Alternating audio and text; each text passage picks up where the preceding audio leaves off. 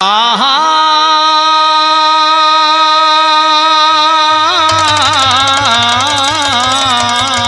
हो राम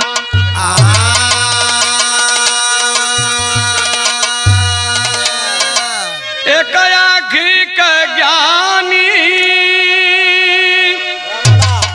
अंधा सूरत क्या पहचानी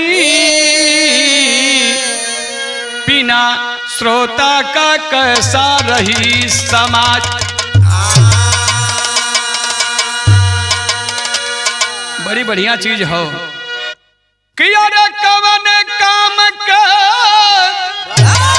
ए भैया कवन काम के ए मास्टर कवन काम के ओ भजन बिन मानुष तन ठठरिया कौन काम के।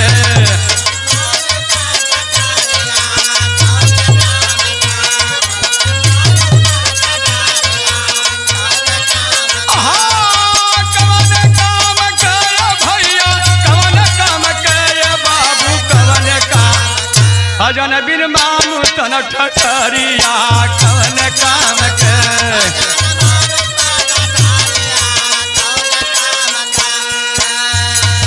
अरे बिना जीव का देह कवन बिन जल का सागर कैसा।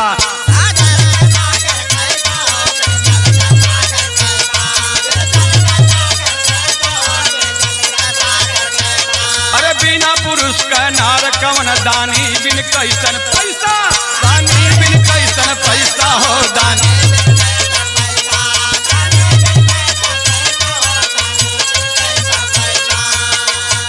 बिना सिरवा के पगरिया कौन काम के। कौन काम के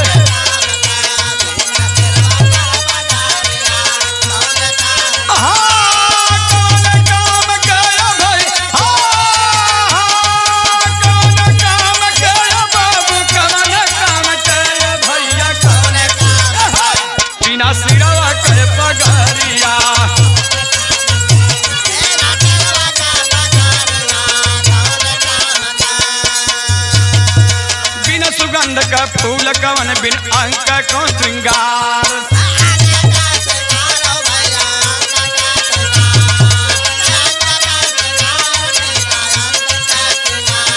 अरे बिन पानी का मरद कवन सत बिन कौन विचार।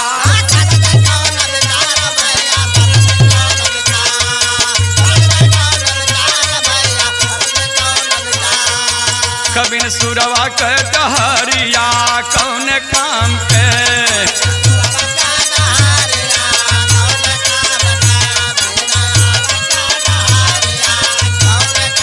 हाँ कौन काम कर बाबू कौन काम कर भैया कौन काम। आँख बिन सुरवा के डहरिया कौन काम के।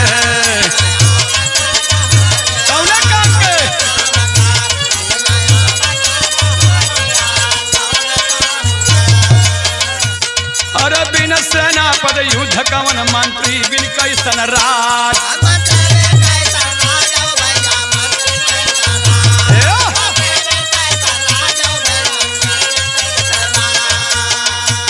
अरे बिन साधक का जो कवन गुरु बिन कौन है ताज।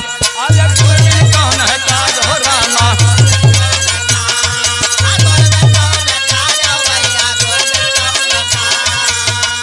रोग बिन बैदन के झोलरिया कौन काम के।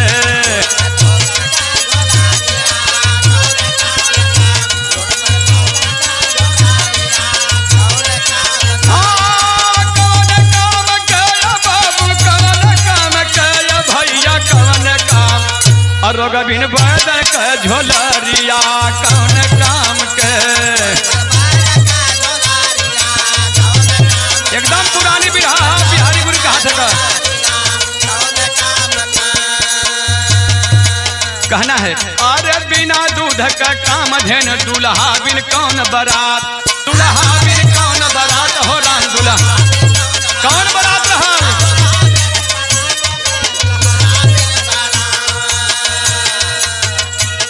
अरे बिना बिरह का बिरहा कैसन झूठा डोल पिटात। अरे झूठा डोल पिटात हो रामा।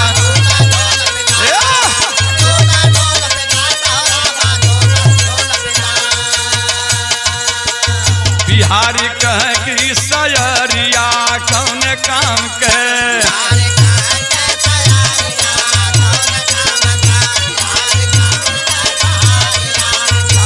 और कवन काम के भैया कवन काम के बाबू कवन काम बिहारी कहाँ की सयरिया कवन काम के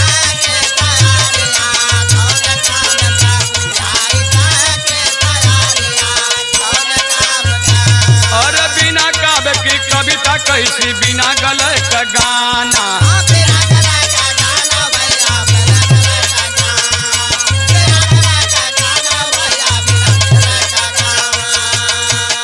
अरे गुरु गणेश बिन बिरहा कैसी राकन तराना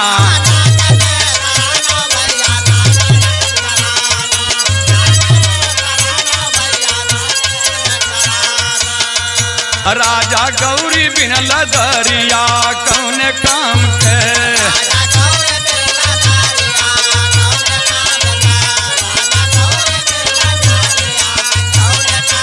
कवन काम के बाबू कवन काम के रे भैया कवन काम राजा गौरी बिन लदरिया कौन काम के